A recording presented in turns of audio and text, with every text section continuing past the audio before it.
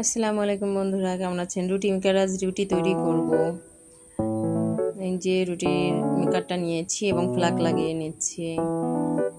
এটা সাকসেস হয়েছেন রুটি বানিয়ে কেকে আজ থেকে 7-8 বছর আগে আমি এটা কিনেছি, কিন্তু আমি আজকে দেখাবো যে আমি কত সুন্দরভাবে এটা রুটি তৈরি করি। আমার বাবা রিটায়ার্ড হয়ে আসার পরে, সে ডায়াবেটিসের মানুষ, আমি তাকে এটা রুটি যাতে দ্রুত তৈরি করে দিতে পারি সেজন্য আমি এই রুটি মেকারটা কিনেছিলাম।